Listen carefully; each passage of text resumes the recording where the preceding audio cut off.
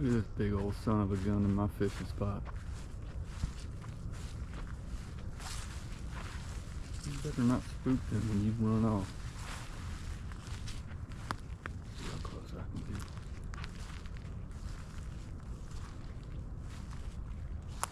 In my damn fishing spot, dude.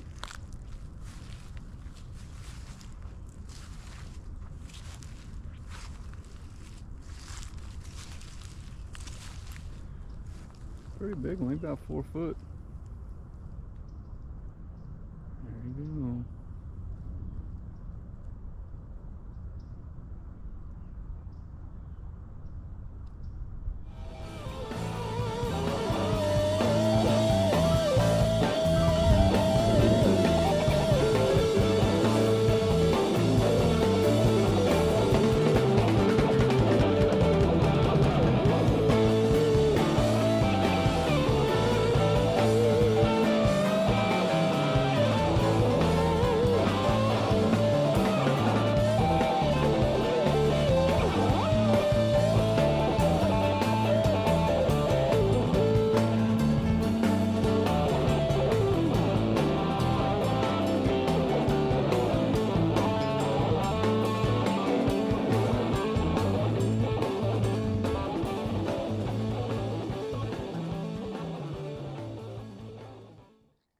Alright, what is up everybody? D-O-double-G, and I'm coming at y'all today with a little tip for my bank beaters, my pond hoppers, my guys who got boats but don't have all the fancy bells and whistles. This is a technique that is a must to know how to fish and rig, and it is the Carolina rig. And this is a bait that whenever I go to a new body of water, or I'm just trying to learn my lake a little bit better, you can't beat it. It gives you just an amazing picture of what's going on the bottom. You learn a lot about the lake, and in doing so, you can kind of target those bigger fish and not waste as much time out there when you're on the water.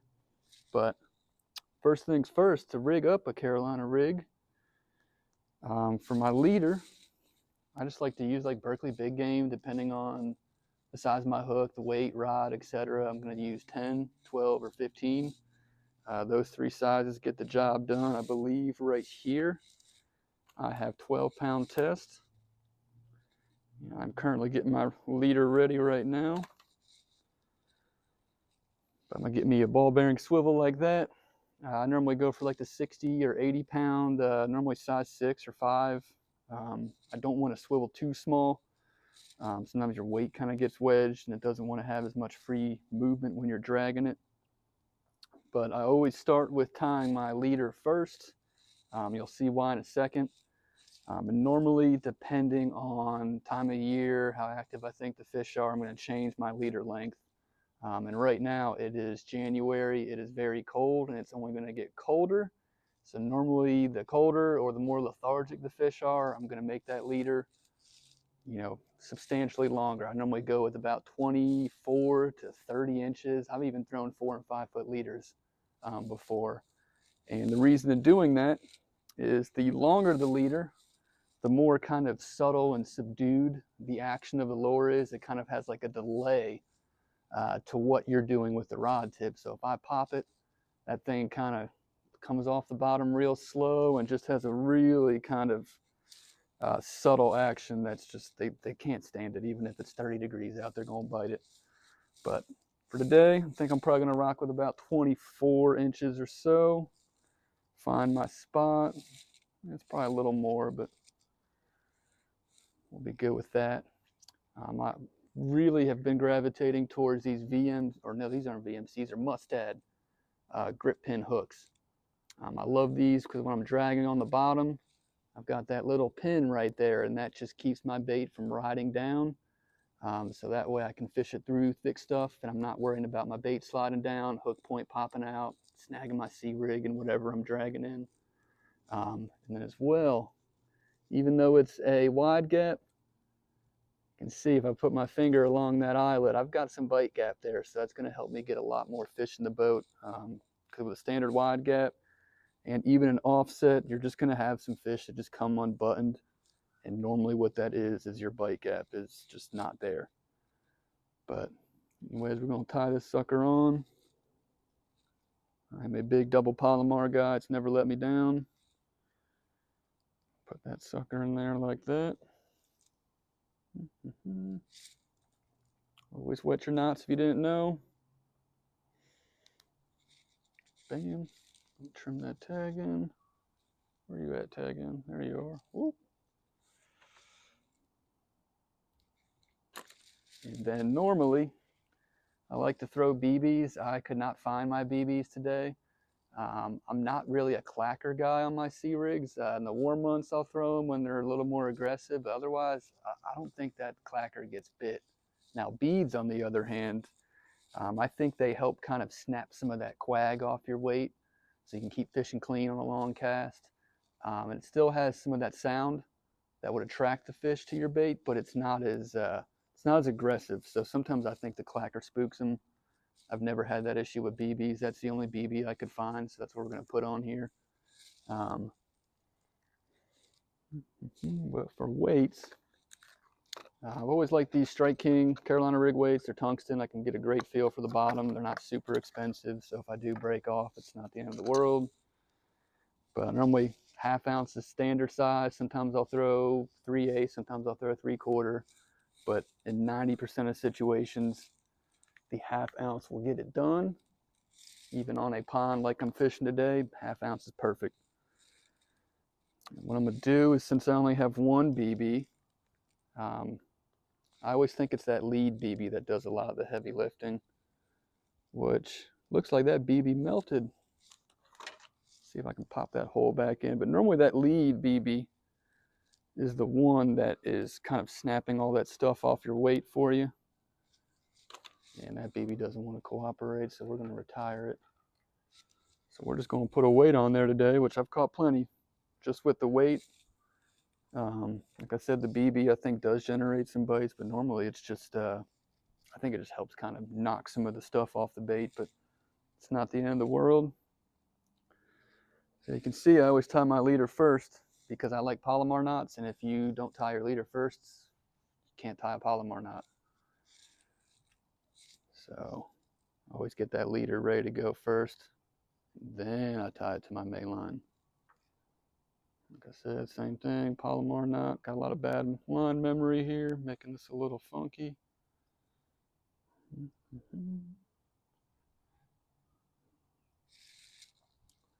Take that hook, push it right through. It's messy. Get up there.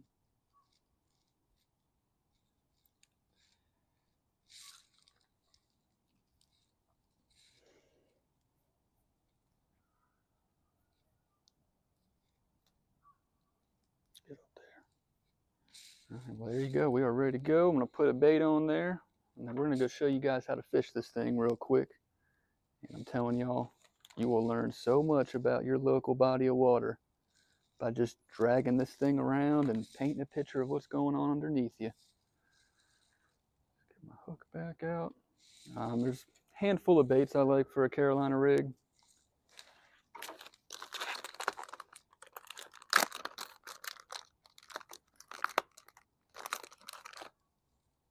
Some of my favorites are the Menace Grub, which I have right here. Got them at PSA. Cleanup craws from Crush City. Those are a great one. The front flapper crawl from Norrie's is another good one, but I like baits that have subtle appendages that kind of help your sea rig glide along the bottom real good. And my personal favorite of all time, which is discontinued, if you can find them anywhere, grab them, is the old Jackal scissor comb. That is a deadly Carolina rig bait. And I've still got a few bags at home, but those are for emergencies only. We're not going to tear those up for a video. But there you are. I mean, that kind of just looks like a crawfish, bluegill, whatever. You know, got the leader right there, and we're going to go fish this thing, and maybe we can get a few bites. All right, so to fish this thing, first and foremost, the rod and reel I use. When you're throwing a big, long leader like this, you need a long rod, or it's just not going to cast well. It's going to be a pain in the butt. So for me, the sweet spot is normally like 7'5" to 7'10". I can do anything I want with that rod. You know, whether I'm throwing a 2-foot leader or a 5-foot leader, I can make a nice cast with that.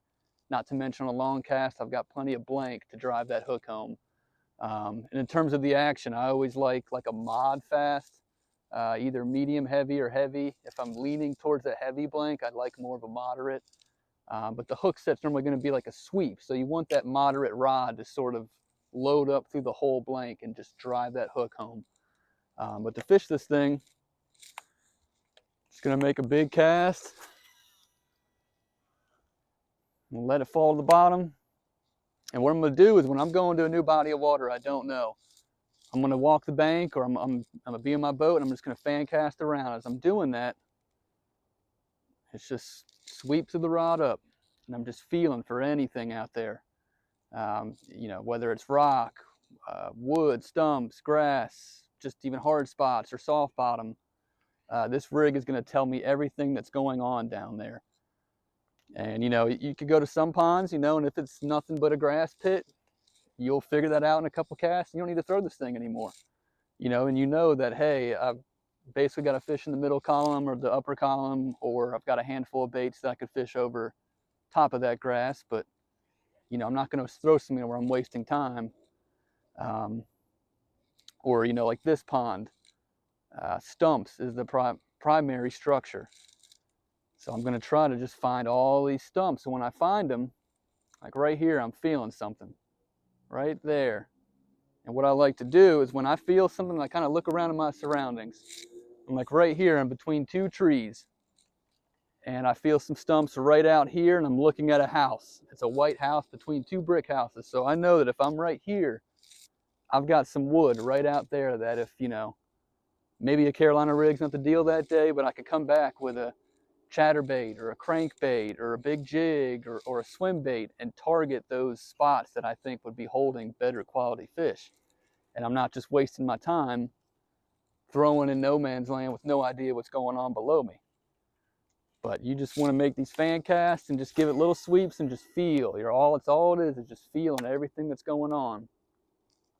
You know, it'll also help you find drops and ditches and stuff like that. You know, if I'm dragging that thing and all of a sudden my weight just falls, I know, hey, there's a nice drop off right there. I got to remember that. But it's a way where you can still fish slow. You'll get plenty of bites on this. But it just allows you to kind of fish slow, learn the lake, and still relatively cover water. You know, I can make a long cast and I'm not spending 8 minutes getting that thing back to the bank. I can just sweep it, feel, sweep it, feel. Takes me about a minute on a long cast, and I cast again and keep finding stuff. But that's basically all it is. It's you know, just get you a nice long 7.5 foot rod or so, 15 to 20 pound fluoro, 10 to 15 pound monofilament leader, and you know, depending on the size of your bait, just make sure you got a good bite gap. And if you do those things, you will learn a lot about the body of water you're looking to fish. You'll catch some fish as well. But you'll be able to come back in the future and really target those bigger fish and have some fun doing so. So hopefully we'll get some fish on camera here for y'all, but that's about all it is to it right there.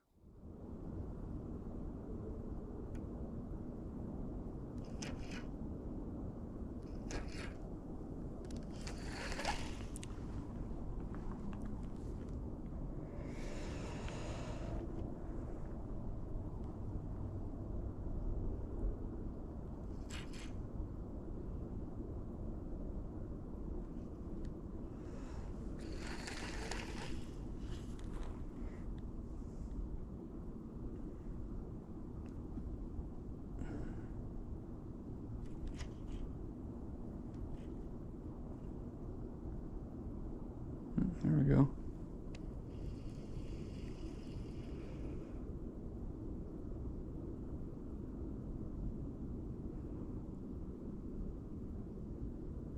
Got it? I mean, they're being weird today. He feels like he's got it.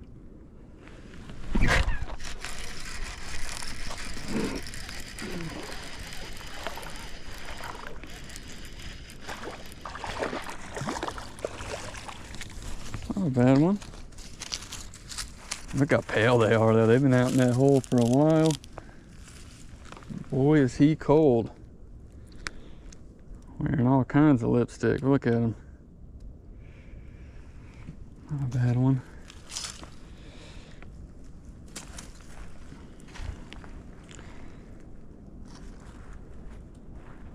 Not a bad little wintertime bass. The Carolina rig, it'll find them. It'll find those good spots, and if they're sitting on it, it'll get bit too in the meantime. Oh, butterball. Fucking drag slipped on me.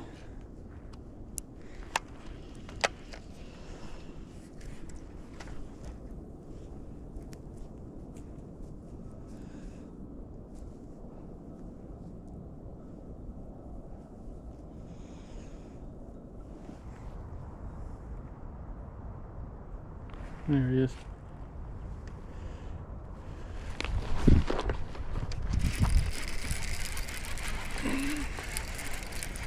Feel that good, yeah, he's probably a decent one. Yeah, little guy. I'll say he didn't crunch it hard. Just gonna ski and then, hey. I don't think or do, but a lot of those in here, but there are some big ones. I really think these fish move around a lot.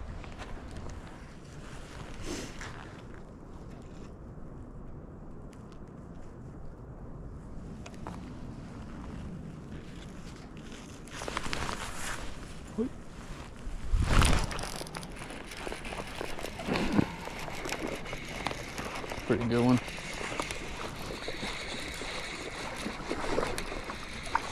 That is the ticket. I like the way he ate that. Get up in here. That's a good little 3-pounder. Yes, sir. Steamrolled it. Mid 2 2 2/3 maybe.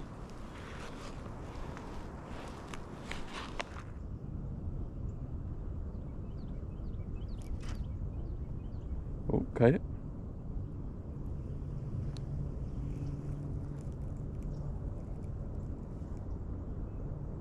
Oh, there we go.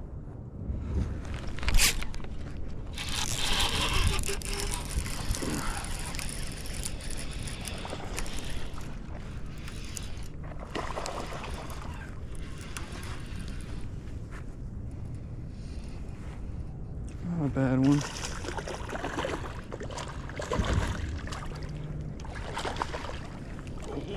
Oh. A little 3-pounder. On the C rig, fell right out.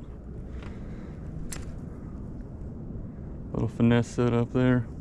5/16 VMC. Strike King minnow screw up in kind of a bluegill color. Wasn't a bad one.